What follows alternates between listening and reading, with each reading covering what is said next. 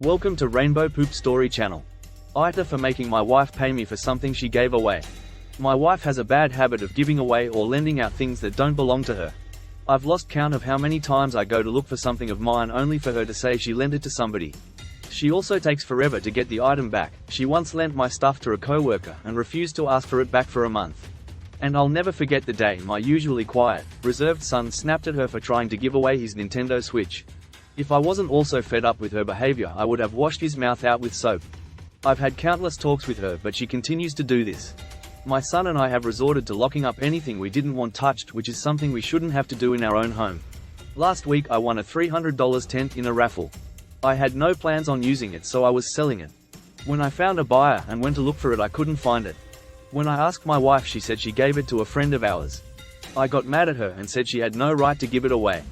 Her defense was, since I didn't spend money on it and was I planning on using it, it made sense to give it away for free.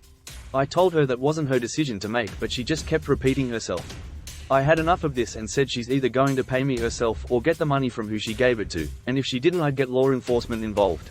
Since she rather die than ask a friend for money, she paid me out of her own pocket. This issue eventually got around to her family. While they did say she should have talked to me first, they also reprimanded me for asking for payment.